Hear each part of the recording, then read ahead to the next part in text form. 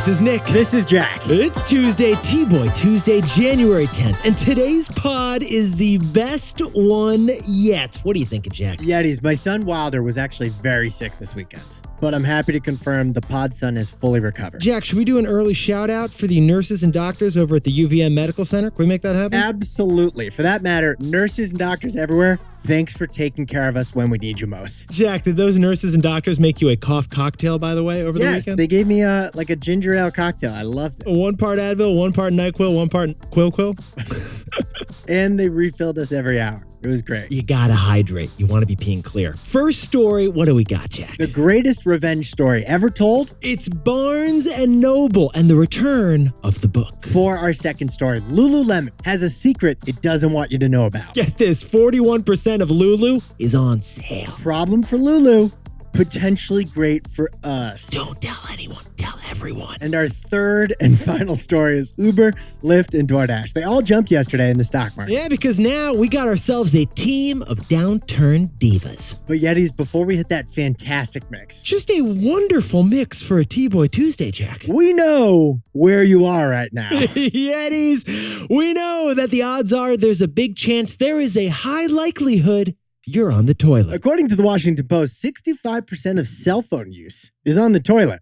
Oh, wait, no. Hold on. Good clarification, yeah. 65% of us use our cell phone at some point on the toilet. Ipso facto, 2 out of 3 Yetis right now are listening to our takeaways on the toilet. We're playing Wordle from the washroom. We're liking photos from the lavatory. We know you TikTok from the toilet, Yetis. Yeah, we know you Pinterest in the powder room. But this isn't something you can blame millennials or Gen Z for. Jack and I didn't bring the iPhone into the restroom, and neither did our buddy Timmy. Turns out humans have been turning bathrooms into libraries and reading rooms for ages. Jack, books, magazines, the sports section, the entire Sunday New York Times. Reading on the toilet is a great American pastime. Because, besties, the toilet is the one chair in your home where you won't be disturbed. It's actually the only socially acceptable place to lock yourself alone in a room. And now that we're talking about it, Jack, it is not just a seat. The toilet is an escape. It's a throne for you and your phone. Yeah, the bathroom, it's where you do your business all alone. Except now with Mark Zuckerberg there, too. So to quote writer Near Ayal, there are 2 types of people in this world. Those who use their phone in the bathroom. And those who lie about using their phones in the bathroom. Are we the former or the latter? No comment. Let's hear 3 stories, Jack. 15 years before this song, 2 boys from the Northeast met in the dorm. They had an idea that caused a cultural storm. It's the best one yet, but the best is the norm. Jack, Nick, that's it. I don't even think they need to practice. 50%, that's a fat tip. T-Boy City on your list. If you know, you know, cause we ready to go. We can't wait no more, so just start the show.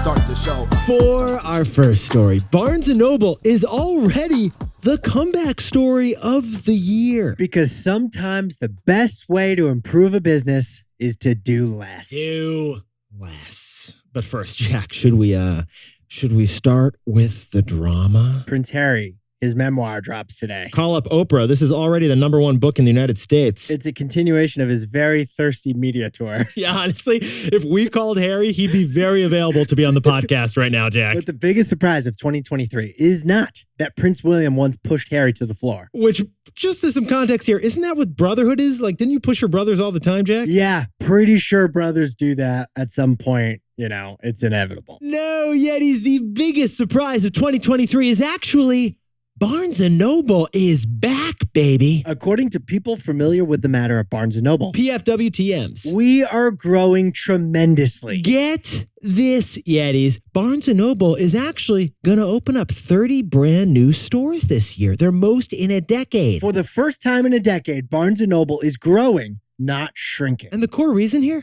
We're living through a reading renaissance right now. Since COVID, we've all been crushing more chapters than before. Jack, A Gentleman in Moscow, Tomorrow, and Tomorrow, Our Missing Hearts, Need I Go On? Where's your library card, man? Book sales are up 9% in the past year.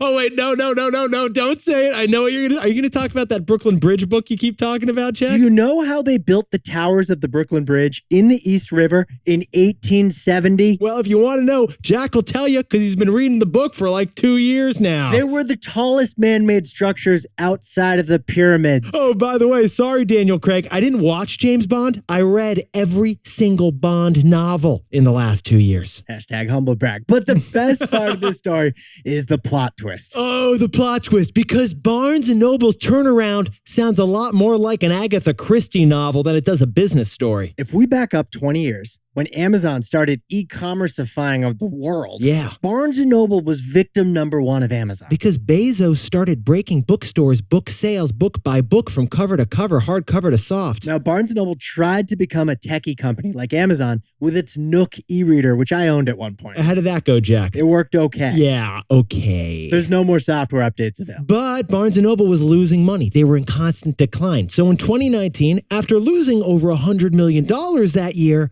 they were bought by a private equity firm. And this is the plot twist. The new 2023 Barnes & Noble stores that are being built, This is wild. many of them are taking over former Amazon bookstores that are no longer. We repeat, Barnes & Noble was destroyed by Amazon, but now Barnes & Noble is taking over Amazon bookstores. The turns, my, have they tabled. Oh, Amazon. They actually tried launching physical bookstores in 2015, but now they're shutting them down because they can't pull them off. And Barnes & Noble is happy to replace them. Yeah, we haven't seen a revenge story this sweet since the Count of Monte Cristo. Dumas. Yeah. Dumas.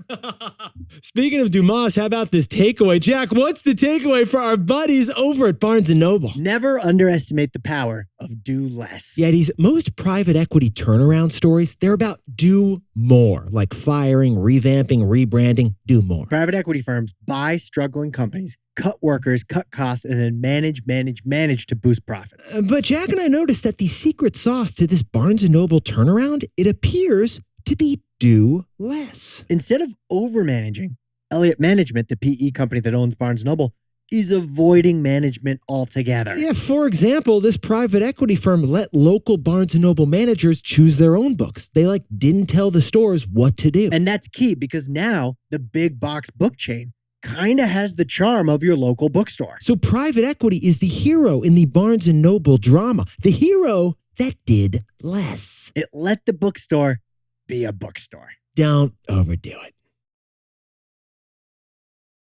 For our second story, Lululemon stock just had its worst day since its last worst day. Yeah.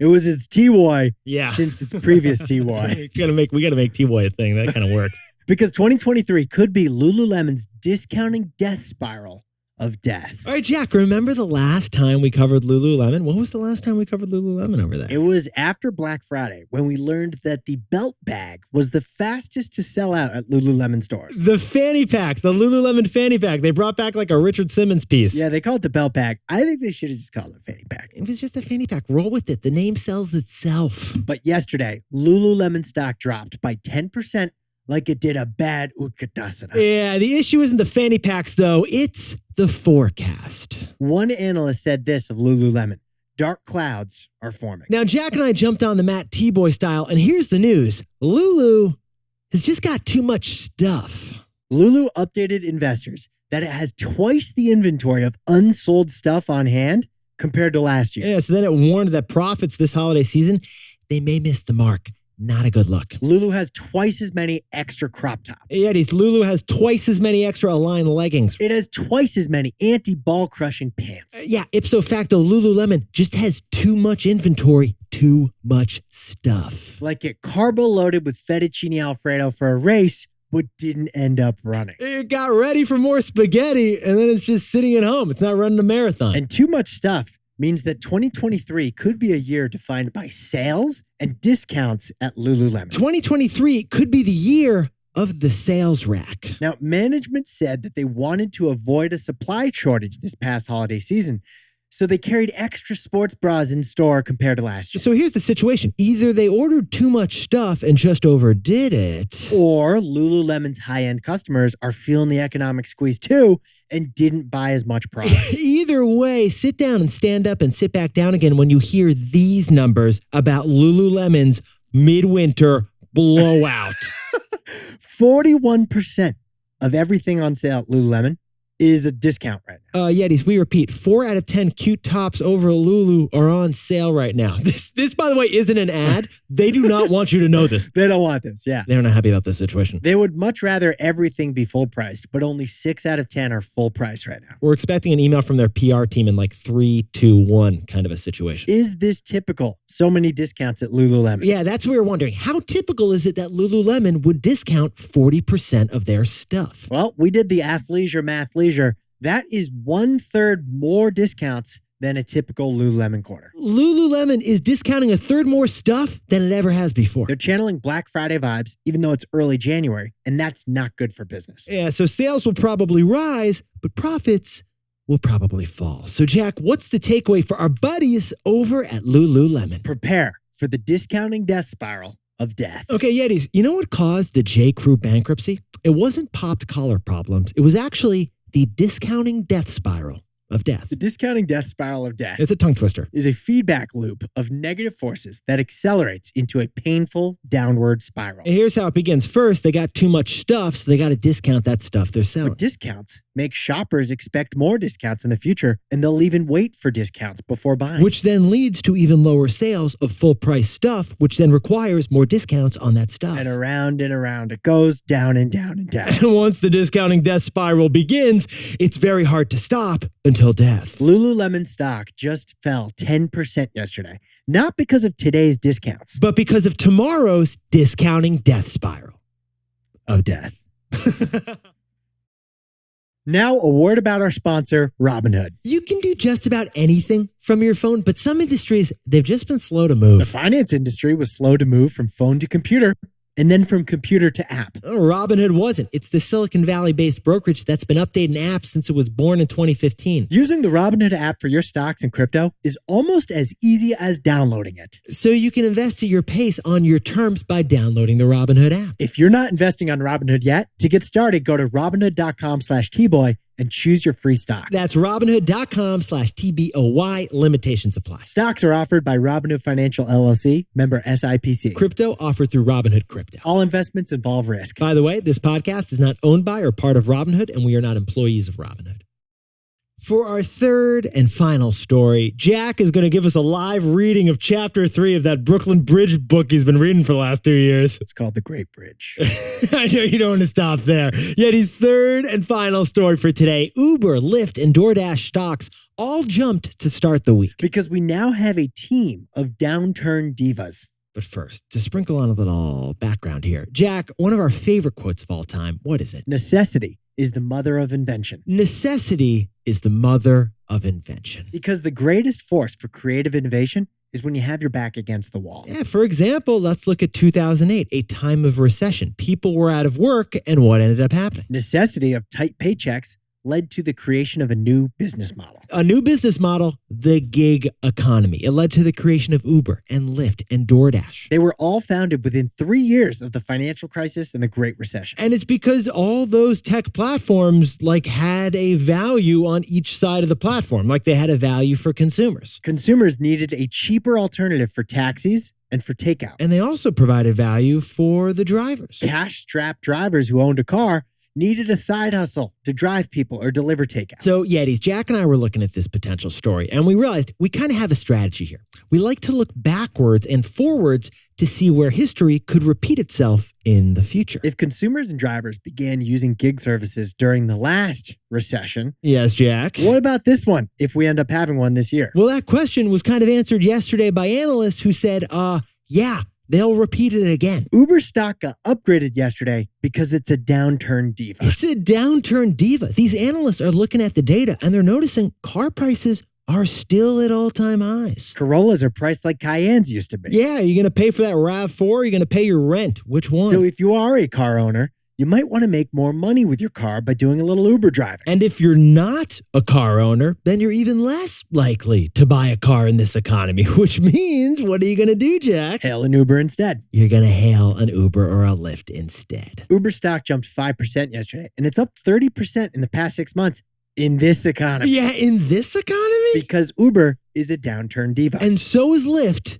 And so is DoorDash. So, Jack, what's the takeaway for our downturn divas over in the gig economy? For gig economy apps, changing demand probably means changing supply too. All right, Yetis, the gig platforms, they're all marketplaces. In fact, they're all two-sided platforms specifically. And a shift in one side is often connected to a shift in the other side in a good way. Uber, Lyft, and DoorDash could suffer fewer bookings if you choose to walk instead to save money. Yeah, if we're entering a recession, people are going to cook more at home instead of get takeout or delivery. Okay, but here's the key. That potential reduced demand is offset by increased supply of drivers. If more layoffs hit this economy, which of course we hope they don't, We don't want them to happen. more layoffs will result in recently unemployed people probably becoming Uber, Lyft, and DoorDash drivers. Just like the 2009 recession. And that flood of new drivers could keep prices and fees for Uber and DoorDash low. Which is why all three of these platforms are downturn divas. For gig platforms, shifting demand probably means shifting supply too.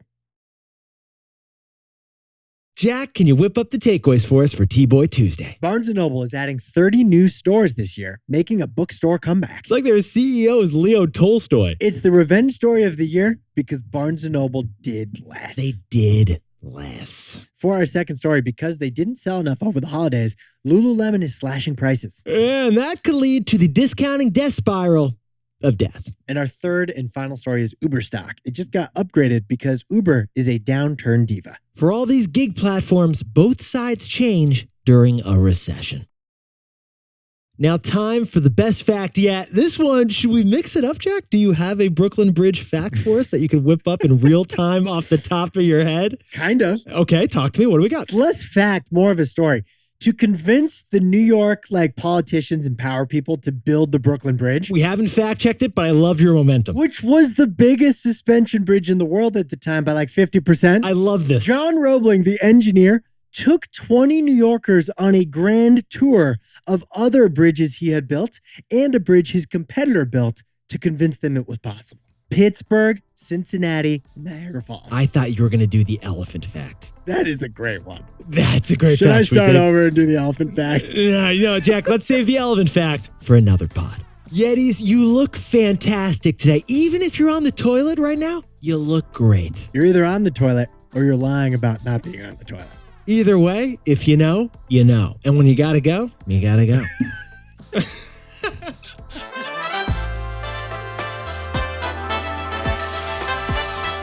And before we go, happy birthday to longtime Yeti Wesley Carusi, celebrating in Kona, Hawaii. Not too shabby. And happy birthday to Dora Hastings, celebrating with a dirty martini and a sloppy burrito up on the Upper East Side. And Morgan Turner, happy birthday to a legendary Yeti turning 33 in Newfoundland, Canada. And happy birthday to Jesse, the Chill Bay, down in San Francisco. And Jordan Tonsgard, happy birthday in Lake Stevens, Washington. And a big shout out to Owen Beeson, who scored the winning goal in the All-American Golden Soccer Cup Championship. And also a shout out to a big bestie, Bethany Peters, who just got a full knee replacement, the whole knee, but she is back to kicking very soon. And happy wedding anniversary to Nero and Sinduli, celebrating 1 year together in Gaithersburg, Maryland. A couple that T-boys together. And big congrats to Jess and Becca, friends who are vets. They just celebrated their 1 year vetiversary together, working for pets in New York City. Yeah, because puppy. People ultimately prioritize puppies. Yeah.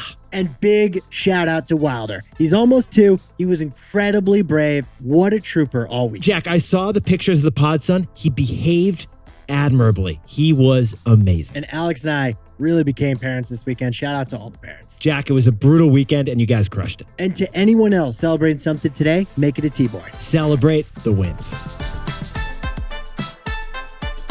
This is Jack. I own stock of Amazon, and Nick and I both own stock of Lululemon and Robinhood. Now, a word about our sponsor, Robinhood. Jack, rule number 1 about a kitchen renovation, tell your friends about your kitchen renovation. We know the cabinets are expensive. Well, in the pandemic, a lot of companies renovated their businesses, focusing on apps and digital. Robinhood didn't have to. It was built digital from the start. Robinhood's mobile-first and intuitive design makes investing a little easier for every stage of your investing journey. Whether you want to trade options, ETFs, or stocks through Robinhood Financial, or buy some Bitcoin on Robinhood Crypto, you can do all that right on the Robinhood app. If you're not investing on Robinhood yet, to get started, go to Robinhood.com/Tboy and choose your free stock. That's Robinhood.com/TBOY. Limitations apply. Robinhood Financial LLC, member SIPC. All investments involve risk. By the way, this podcast is not owned by or part of Robinhood, and we are not employees of Robinhood. The turns, my, have they tabled.